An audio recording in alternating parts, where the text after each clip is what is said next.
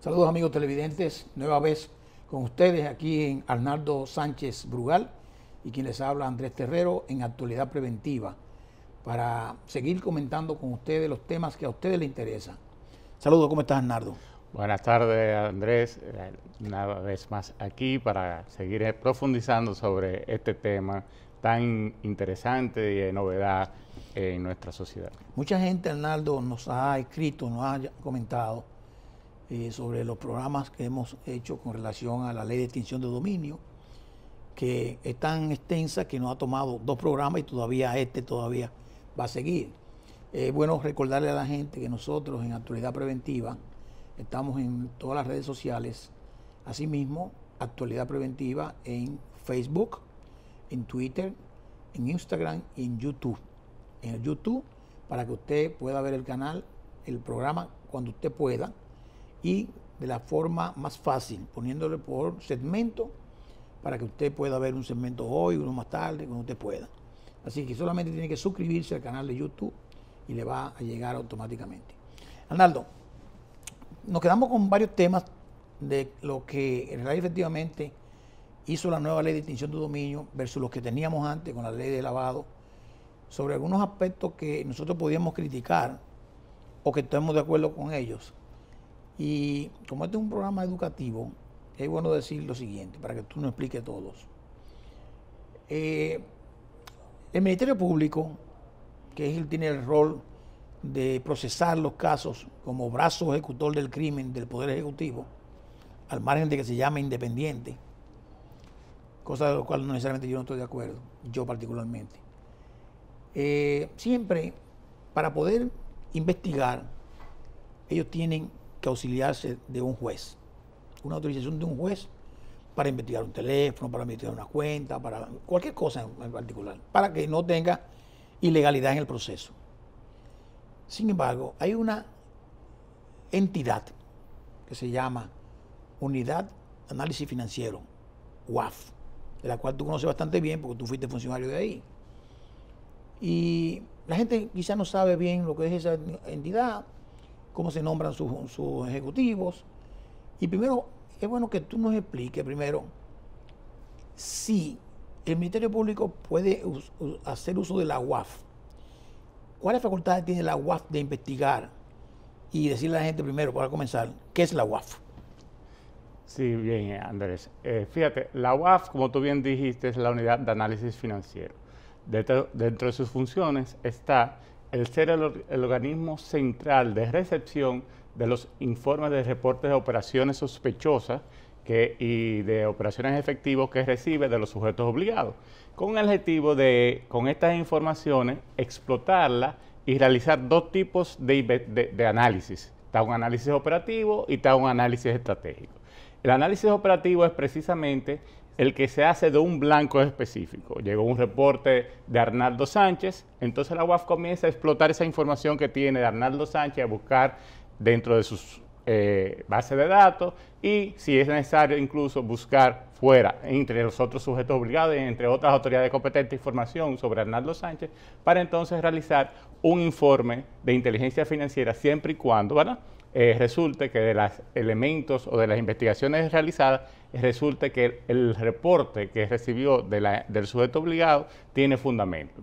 Y existe otro tipo de análisis, que es el análisis estratégico, que es una explotación, vamos a decir, explotación en Big Data de toda la información que tiene para entonces hacer informes sectoriales, para poder determinar, bueno, en el sector de la banca, en este año hubo 500 reportes, y va haciendo información y va determinando posibles tendencias, puntos de investigación o de elaboración de políticas. Entonces tenemos 2 tipos de análisis que hace la unidad. Ahora bien, dentro de su otra función está la que te dije, la de hacer informes de inteligencia financiera. Entonces, tiene 2 grandes productos: el informe de inteligencia financiera espontáneo y el informe de inteligencia financiera a solicitud de una autoridad competente, al cual normalmente se le llama asistencia técnica. Entonces la UAF, cuando una autoridad competente le pide información, recopila toda la información que pueda tener de esa persona, tanto en su base bases de datos como en otros sujetos obligados. Para esto no necesita ningún tipo de autorización judicial. O sea, ellos están exentos de eso. Están exentos y la ley así lo establece, que era la discusión que existía anteriormente con la 7202, que también tenía la facultad, pero había habían ciertos intereses y se había cometido una práctica con anterioridad de que el Ministerio Público, cuando iba a pedir la información, judicializaba solicitando autorización. Entonces, esa práctica se quiso extender también a la facultad que tenía la UAF de solicitar esa información. O sea, para los efectos ahora, la ley está clara. La ley está completamente clara y así es que se aplica. Okay. Y le beneficia al Ministerio Público. ¿Para qué? Para poder vencer. La ley actualmente establece un plazo para la investigación a partir del momento en que tú solicitas algún tipo de medida cautelar. Entonces, tan pronto tú solicitaste al juez una autorización para pedir información sobre una persona a un sujeto obligado X, ya tú tienes una espada de Demóstenes en el pecho de un tiempo en el cual tú debes acabar. Mientras que si lo haces directamente a la UAF sin hacer la solicitud al juez, entonces tú estás en la etapa inicial, que es el levantamiento de información patrimonial, que no tiene, que incluso puede ser secreta. El Ministerio Público no tiene que develar que está haciendo esa información ni lo que está haciendo. Sin embargo, Arnaldo, con lo que ha pasado en la ley de extinción de dominio ahora, pudieran quedar en ese punto en particular algunas lagunas. Me explico. El Ministerio Público no está obligado a pedir información a la UAF. No lo está. Pero sabe que sí puede usarla.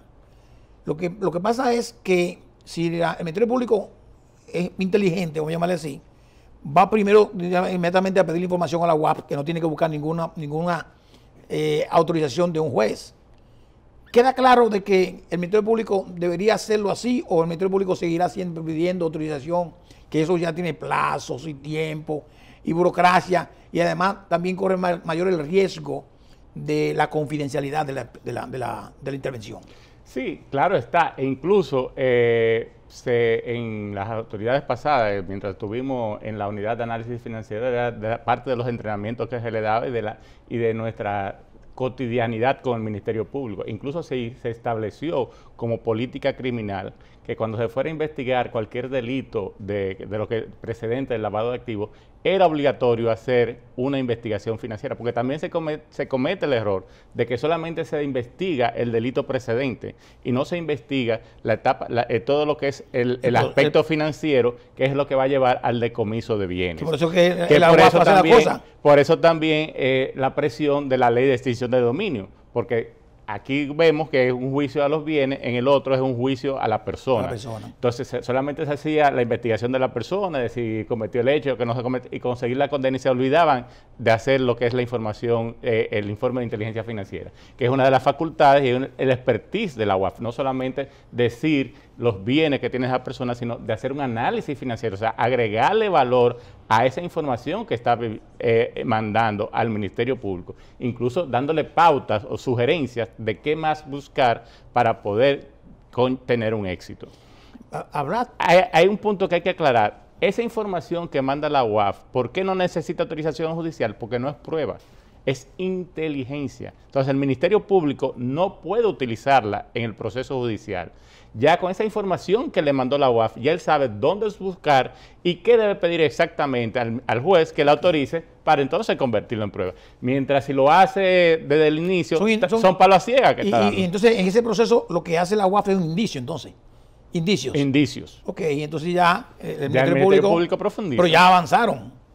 Pero ya sabe dónde buscar. Exacto, pero dijiste varias cosas, Arnaldo. O sea, dice, por la unidad de análisis financiero es la entidad que recibe de los sujetos obligados los reportes de operaciones sospechosas, son los ROS, R-O-S, y también los reportes de transacción en efectivo, los RTE.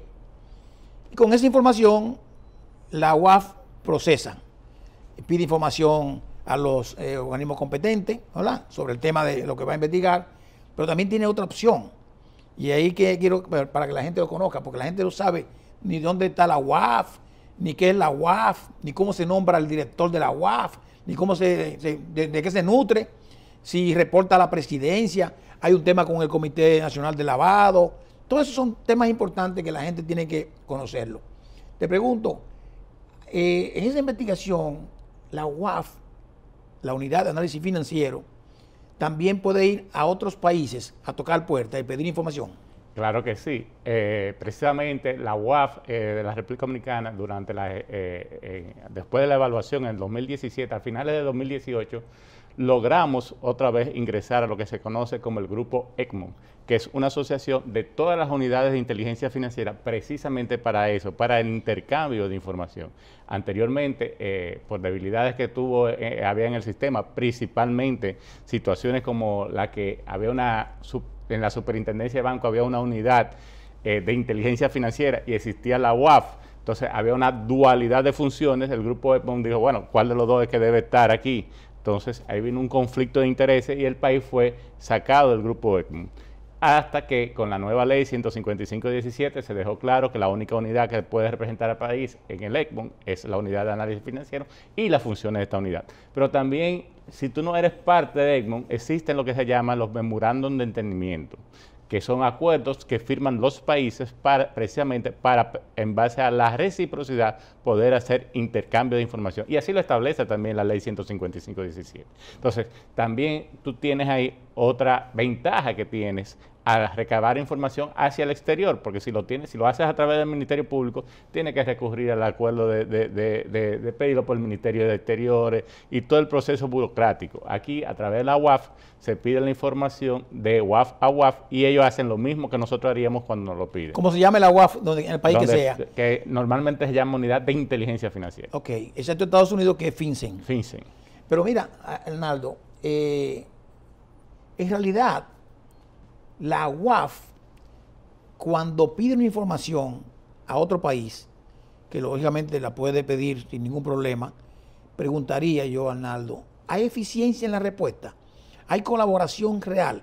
Lógicamente ya dijiste, estamos en el Grupo Egmont, que el Grupo Egmont, por lo que había, que lo dijiste claramente, y para que la gente lo entienda de nuevo, por si acaso, había un conflicto en que había una unidad, que todavía existe la unidad en la Superintendencia de Bancos, pero que ahora existe para la supervisión bancaria, revisión, tanto en auditoría como en supervisión de áreas.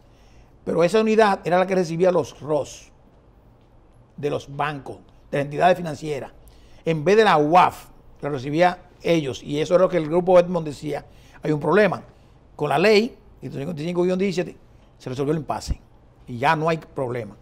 ¿La cooperación es fácil? Sí, por lo mismo que te he dicho, en base a la reciprocidad. En realidad, precisamente esa área estaba bajo mi dependencia cuando yo estaba en la unidad de análisis financiero y durante mi gestión no recibimos ningún rechazo de solicitud de ninguna de las otras unidades de análisis financiero. Había tal vez una más que otras respondían más rápido, con mayor precisión. Te pedían tal vez un poquito más de retroalimentación de lo que tú necesitabas, pero sí siempre había una respuesta y con la información que uno había solicitado. Hay un tema que yo veo en otros países, Arnaldo, y es, por ejemplo, que un banco en particular se condena por un tema de lavado de dinero, ¿verdad? Eso sale en los periódicos y los bancos pagan unas multas grandísimas, pero el banco sigue y continúa igual. Esos países son avanzados. En República Dominicana, nosotros entramos a la página de la UAF y buscamos sus informes analíticos y realmente hablan muchas cosas de estadística, pero no se dice exactamente qué pasó o qué se revió. Cuando vemos los casos que están en el Ministerio Público, de Medusa, el otro, aquello, lo otro y todo, sus etcétera, vemos que hay operaciones que dice el Ministerio Público que ocurrieron que tienen que ver con el sistema financiero. Entonces yo le pregunto, supongo yo que el sistema financiero, que es el que está más sólido con el tema de antilavado, debió haber hecho su debida diligencia y los reportes de operaciones sospechosas adecuadamente. ¿Es así? ¿Y por qué no se hace público la pregunta? Mira, lo primero es que los reportes de operaciones sospechosas, la misma ley dice que son confidenciales. Sí. Tú no le puedes decir ni al reportado ni a un tercero no autorizado que se reportó a una persona ni que tú recibiste un informe. Es más, yo no puedo decir los casos que se trabajaron, las personas que están involucradas, ni los ROS que se enviaron, si se enviaron o si no se enviaron. Sí. Ahora, lo que sí debemos distinguir es lo que son los reportes de operaciones sospechosas de lo que son los reportes de transacciones en efectivo. Okay. Los que en realidad ameritan un análisis, una investigación y son los que arman un caso son los reportes de operaciones sospechosas. Los reportes de operaciones efectivos son simplemente informaciones estadísticas que reciben las unidades o que hacen los sujetos obligados, que en un momento dado, cuando ya tú estás investigando, sí se explota esa información, pero no necesariamente un reporte de operación efectivo va a generar una alerta que amerite ser investigado. Porque es simplemente una operación que se hizo, que sobrepasó un umbral X de dinero. No tiene una inusualidad, una sospecha. Si el banco considera que la actividad que se hizo en efectivo es también inusual o sospechosa, entonces lo que debe hacer es un reporte de operación sospechosa. Perfecto, pero yo aspiro a que no se diga lo del reporte, sino el resultado del reporte. Vamos a suponer que si el resultado del reporte para la UAF fue de que confirmó que había un ilícito, esa entidad se supone que debe ser sancionada. Y la ley a veces es muy clara, los diferentes tipos de sanciones, civiles, administrativos y penales. ¿Por qué no se hace? No, la entidad debe ser sancionada si no reportó o si hubo debilidades en su proceso. Claro. Por ejemplo, es otra cosa. Yo me refiero, por ejemplo, a los casos que tú ves en justicia, que ocurren muchas cosas que dicen ahí, tú no sabes si reportaron. Hay que ver si reportaron o no. Esa es una. Ahora bien, no es la UAF la que le corresponde sancionar a los bancos por incumplimiento de la normativa. Le corresponde, en el caso de los bancos, a la Superintendencia de Bancos. Correcto. Si vemos que es el organismo competente. De los bancos. Entonces, para los otros sujetos obligados tenemos a la DGI, para los que son puestos de bolsa o mercado de valores está la Superintendencia de Valores. Y para las cooperativas tenemos entonces el IDECOP. Pero bien, si analizamos la Evaluación Nacional de Riesgo... No, si tú quieres, vamos a hacerlo en el próximo segmento, ¿verdad? Hablamos de eso en el próximo Exactamente. Vamos a hacer una pausa. Siguen con nosotros en Actualidad Preventiva. Conéctese a YouTube y dele a la campanita que dice suscribirse. Pausamos.